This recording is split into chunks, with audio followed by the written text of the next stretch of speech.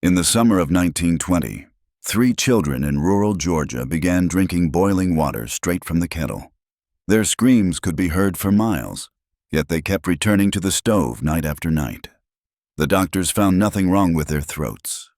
The burns healed within hours, and when the authorities finally discovered what was compelling them to torture themselves, they sealed the records and never spoke of Millbrook Farm again.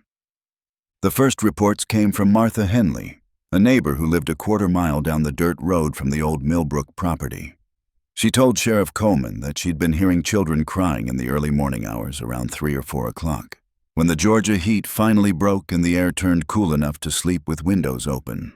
At first, Martha thought it was just the wind playing tricks through the Spanish moss that hung heavy from the oak trees surrounding the abandoned farm. The Millbrook family had moved north 3 years earlier, leaving behind their 2-story farmhouse and 30 acres of cotton fields that had since grown wild with kudzu and bramble. But the crying grew louder each night, more desperate. Martha described it as the sound children make when they're in terrible pain but can't explain what's wrong. She'd raised 4 children of her own and knew the difference between regular tears and something deeper. Sheriff Coleman was a practical man who dealt with his share of strange calls in rural Bartow County. Farmers reporting phantom livestock, women claiming their dead husbands were still chopping wood at midnight, children insisting they'd seen people who'd been buried months earlier. The isolation and summer heat played tricks on minds, he'd learned. Still, Martha Henley wasn't given to flights of fancy. She ran the general store in town with steady hands and sharp eyes that caught every penny miscounted. If she was hearing something, there was something to hear. Coleman rode out to the Millbrook place on a Tuesday morning in late June. The house stood exactly as the family had left it, weathered but intact. Windows intact, front door latched but not locked. The wide porch where Mrs. Millbrook used to shell peas still held her rocking chair, now covered in pollen and bird droppings. He walked the perimeter, checking for signs of squatters or vagrants who might have moved in. The house was empty except for dust and the occasional scurrying of field mice. No footprints in the dirt around the foundation. No evidence anyone had been there in months. That night, Coleman camped in his automobile just inside the tree line, windows down, listening. At exactly 3:17 in the morning, the crying began. 3 distinct voices.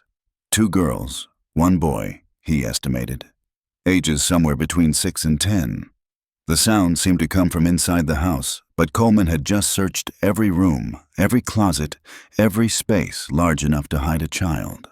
The crying continued for nearly an hour, not constant, but in waves. Long periods of heartbreaking sobs, followed by moments of silence, then renewed wailing that made Coleman's chest tight with the need to help. When dawn broke, the sound stopped abruptly, as if someone had closed a door. Coleman searched the house again. He found nothing that first day, or the second, or the third. But each night, the crying resumed at the same time, lasting roughly the same duration, stopping with the sunrise. On the 4th night, Coleman heard something new. Between the sobs, he could make out words. Children's voices pleading. "Please, we're so thirsty." "Please, just a little water. It hurts so much." The desperation in those young voices broke something in Coleman's resolve. He'd served in the Great War, had seen things that still woke him in cold sweats, but nothing had prepared him for the sound of children begging for relief from suffering he couldn't see or understand. Coleman brought in help. Dr. Harrison, the county's only physician, and Reverend Pike from the Baptist Church. 2 level-headed men who could serve as witnesses to whatever was happening at the Millbrook place. But before you hear what they discovered that night, consider this. Do you ever notice how certain places feel wrong? How some buildings make you want to leave before you've even stepped inside?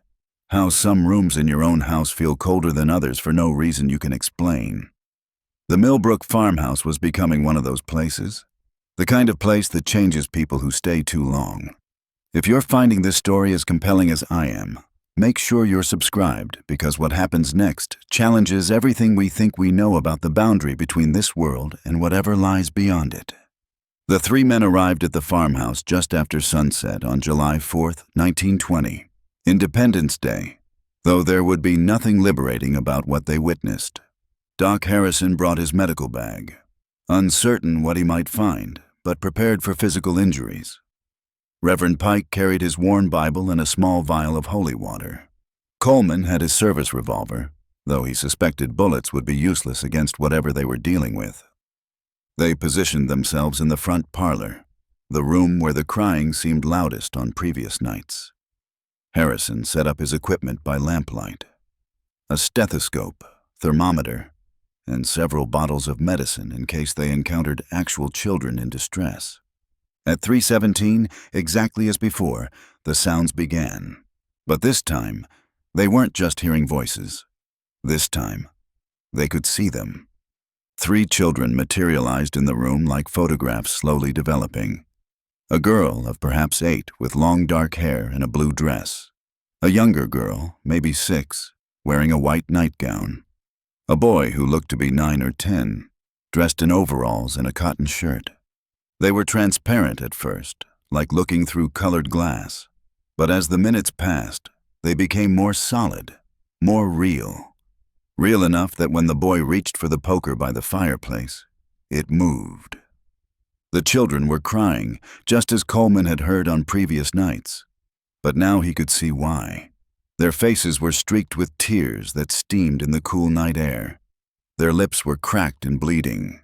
Their tongues, when they opened their mouths to sob, were swollen and blistered. They were dying of thirst. "Water," the oldest girl whispered, her voice like wind through dry leaves. "Please, we need water." Doc Harrison started forward instinctively, his medical training overriding his fear. But Reverend Pike caught his arm. "Wait," the Reverend said quietly.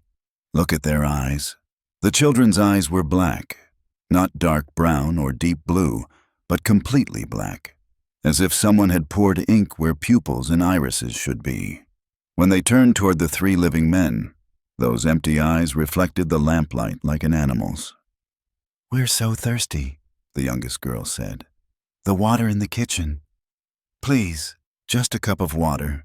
Coleman found his voice. "There's no water in the kitchen, child. The pump's been dry for years." The boy laughed, a sound that made all 3 men take a step backward. "There's water," he said, "in the big pot on the stove. It's always boiling, always ready." Harrison pulled Coleman aside. "There is no stove," he whispered. "I checked that kitchen myself." The family took their cook stove when they moved. But when they looked toward the kitchen doorway, they could see the glow of a fire. They could hear the bubbling of water at full boil. The children began moving toward the kitchen, their bare feet making no sound on the wooden floors. The 3 men followed, unable to resist the pull of needing to understand what they were witnessing. The kitchen had transformed. Where empty space had been that afternoon, now stood a large cast-iron stove, fire blazing in its belly. On top sat an enormous pot, steam rising from water that rolled with violent bubbles.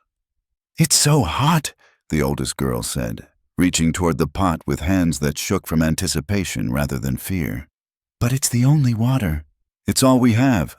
"Don't," Harrison called out, moving forward. "You'll hurt yourself."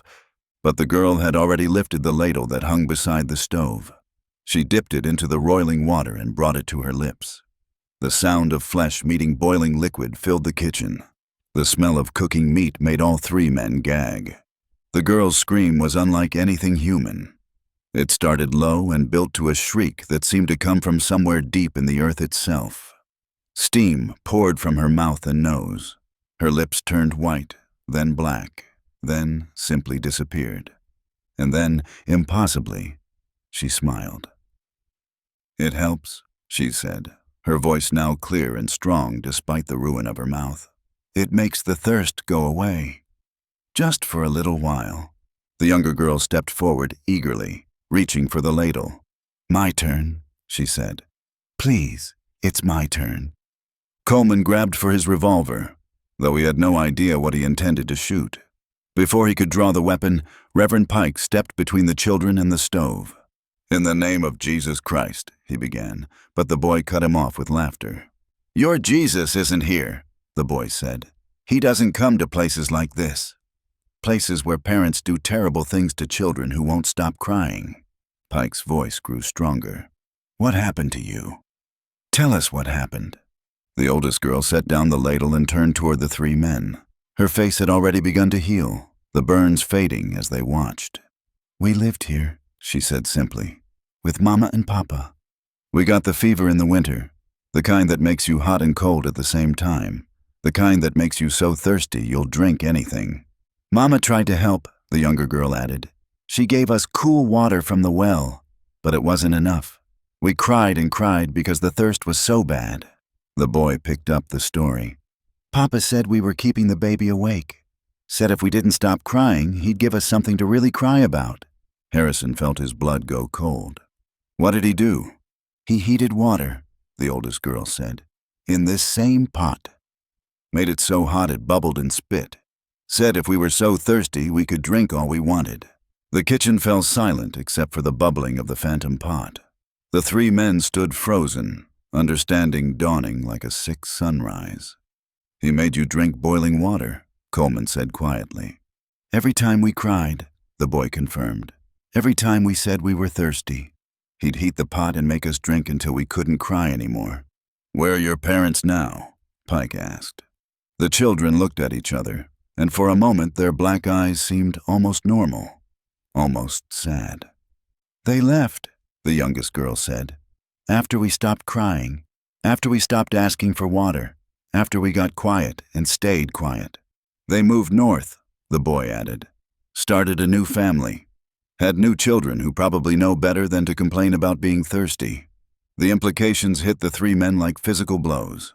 These children had been tortured to death by their own parents, then abandoned when their broken little bodies could no longer endure the abuse. How long have you been here? Harrison asked gently. Since the winter of 1917, the oldest girl replied. 3 years, 4 months, 12 days. We count them. And you're still thirsty? Always, the boy said. But the boiling water helps. It's the only thing that helps. When we drink it, the thirst stops for a few hours. When we don't drink it, the thirst gets worse and worse, until we can't think of anything else.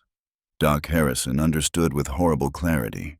You're trapped, he said, trapped in the last thing you experienced before you died. We can't leave, the youngest girl confirmed.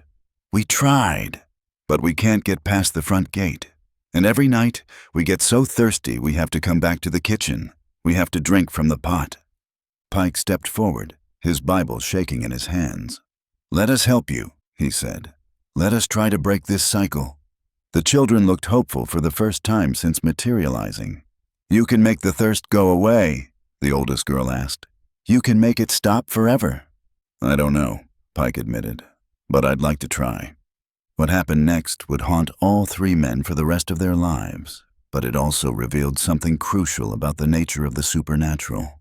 Something that the authorities wanted buried so deeply that they classified the case file and made it a crime to discuss the events of that night. The children agreed to let Reverend Pike attempt to help them find peace.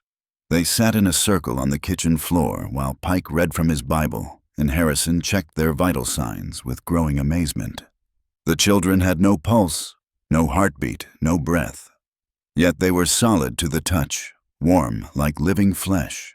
When Pike placed his hand on the oldest girl's forehead to bless her, she felt exactly like any fevered child he'd comforted in his 20 years of ministry. Pike began with prayer, calling on divine intervention to release these young souls from their torment. The children listened quietly, their black eyes fixed on his face with desperate hope. Nothing happened. Pike tried holy water, sprinkling it over each child while reciting passages about redemption and eternal rest. The water passed through their bodies like they were made of mist, pooling on the floor beneath them. Still nothing. Growing desperate, Pike attempted an exorcism, commanding whatever evil force held the children to release them in the name of God. But the children weren't possessed by demons. They were trapped by trauma so severe it had carved itself into the very structure of reality. It's not working, the boy said sadly. We knew it wouldn't work. We're not haunting this place because we're evil. We're haunting it because we can't forget what happened here. Harrison had an idea born from his medical training. What if the solution isn't spiritual? He suggested. What if it's psychological? What if we need to address the trauma itself? How do you heal trauma in dead children? Coleman asked. Maybe, Harrison said slowly, we give them what they actually needed. Not boiling water, not punishment, but care, comfort. The response they should have received from their parents. The children looked at each other uncertainly. What do you mean? The youngest girl asked. Harrison knelt beside her. When you were sick, when you had the fever, what did you really want? Cool water, she said immediately. And for Mama to hold us, and for Papa to tell us everything would be okay. Then that's what we'll do, Harrison decided. Pike, can you bless some cool water from the well outside? The well's been dry for 3 years, Coleman reminded him. Check it again, Pike suggested. I have a feeling things might be different now. Coleman walked to the old well behind the house. The wooden bucket that had been bone dry that afternoon now brought up clear, cold water that tasted like it had been filtered through mountain stone. Pike blessed the water while Harrison prepared to do something no medical school had ever taught him. He was going to try to heal children who had been dead for 3 years. Come here, he said gently to the oldest girl. Let me take care of you the way your parents should have. She approached hesitantly, her black eyes searching his face for signs of deception or cruelty. When she was close enough, Harrison carefully lifted her onto his lap, just as he would with any feverish child in his practice. You're safe now, he told her, offering the cup of blessed water. You don't have to drink anything that hurts you. You don't have to be afraid. The girl took the cup with shaking hands and sipped the cool water. Her reaction was immediate and profound. Color returned to her cheeks. Her black eyes flickered and suddenly showed brown irises, normal pupils. The burns on her lips and tongue healed completely. It doesn't hurt, she whispered in amazement. The water doesn't hurt. Pike gathered the younger girl into his arms while Coleman, despite his fear, picked up the boy. Both children experienced the same transformation when they drank the blessed water. The fever broke. The burns healed. Their eyes returned to normal human colors. Most importantly, the desperate thirst that had tormented them for over 3 years finally, completely disappeared. We're not thirsty anymore, the boy said wonderingly.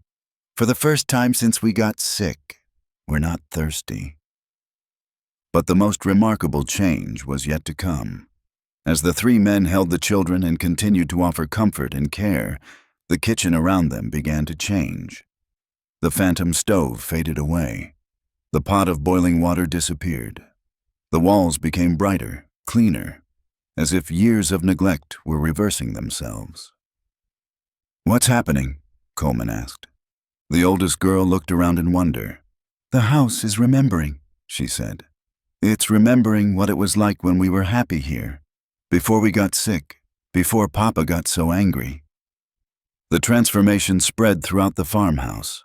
Rooms filled with phantom furniture, but not the broken-down pieces left behind by the fleeing parents. Instead, the house remembered birthday parties and Christmas mornings.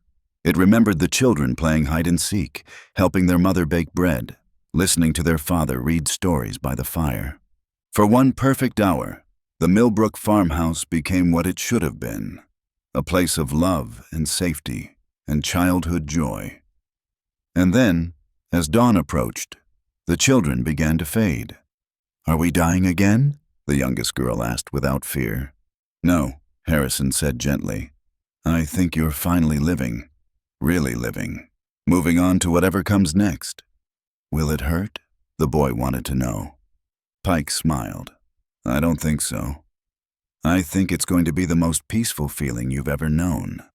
The children grew more transparent as the sun rose, but they remained solid enough for the 3 men to continue holding them. Their faces were peaceful, even happy, for the first time in over 3 years. Thank you, the oldest girl whispered as she faded away. Thank you for giving us what we needed. Thank you for remembering that we were just children, the boy added. Just sick children who wanted someone to take care of us. The youngest girl was the last to disappear. Just before she became completely invisible, she looked up at Harrison with clear brown eyes and said, Will you tell people what really happened here? Will you make sure they know we weren't bad children? We were just thirsty." Harrison promised he would, though he had no idea how difficult that promise would prove to keep. When the children were gone, the three men found themselves in an empty, abandoned farmhouse, exactly as it had been when they arrived. No phantom stove, no boiling water, no supernatural activity of any kind, but something had changed in each of them. They had witnessed the power of trauma to bind souls to places of suffering. They had also witnessed the greater power of compassion to heal even the most devastating wounds. Harrison documented everything in his medical records. Pike wrote a detailed account of the spiritual aspects of the encounter. Coleman filed an official report with the county. 3 days later, all three men received visits from federal agents who confiscated every document, photograph, and note related to the Millbrook case. They were told that discussing the events would be considered a federal crime under the Espionage Act. The farmhouse was quietly purchased by a government shell company and demolished within a week. The land was declared a wildlife preserve, off limits to civilian access. But the story didn't die with the destruction of the building. Other children around the country began reporting similar experiences.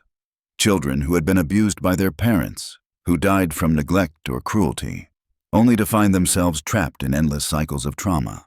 The government response was always the same: confiscation of evidence, silencing of witnesses, destruction of locations where the supernatural activity occurred. What they couldn't destroy was the growing understanding among doctors, ministers, and law enforcement that child abuse created a particular kind of spiritual wound, one that could persist beyond death if the trauma was severe enough. Harrison spent the rest of his career secretly documenting cases of what he called trauma hauntings. Children whose suffering had been so extreme that they couldn't move on until someone finally gave them the care and comfort they had been denied in life. Pike founded a quiet network of clergy trained to recognize and help these lost souls. They developed techniques for spiritual healing that addressed trauma rather than demonic possession. Coleman changed his approach to investigating unexplained phenomena. He learned to look for patterns of abuse and neglect in supposedly haunted locations, often finding that the supernatural activity was actually a cry for help from children who had died in terrible circumstances. The three men never spoke publicly about the Millbrook case, but they never forgot the lesson it taught them. Sometimes the dead don't move on not because they're evil, but because they're waiting for someone to show them the love they never received in life. The water well at the old Millbrook property still runs clear and cold, despite the government's attempts to cap it. Local wildlife gather there each morning at dawn, as if the place retains some memory of healing. And sometimes, just sometimes, hikers report hearing something that might be children's laughter echoing through the trees where the farmhouse once stood. Not the desperate crying of traumatized souls, but the joyful sounds of kids at play, which suggests that some stories have endings we never get to see, endings where healing finally comes, even to the most broken places. But here's the thing that keeps me awake at night. If the government worked so hard to cover up the Millbrook case, how many other places are out there? How many other children are trapped in cycles of supernatural trauma, waiting for someone to show them basic human compassion? The agents who visited Harrison, Pike, and Coleman made it very clear that investigating these phenomena was considered a threat to national security. But they never explained why. What is it about trauma hauntings that the authorities find so dangerous they'll destroy evidence and silence witnesses? Unless there's something about the nature of childhood trauma that reveals truths about our society that certain people don't want examined too closely. Something about the connection between child abuse and supernatural phenomena that goes deeper than just individual cases of haunting. Something that suggests the boundary between this world and whatever lies beyond might be more fragile than we think, and that boundary gets damaged every time a child suffers in silence. The Millbrook children found peace because three men were willing to offer them what their parents had withheld. But somewhere tonight, other children might still be drinking boiling water, trapped in their own private hells, waiting for someone brave enough to face the truth about what adults sometimes do to the most vulnerable among us. The question isn't whether these places exist. The question is whether we have the courage to acknowledge them, and what we're willing to sacrifice to bring healing to the places where innocents died in agony.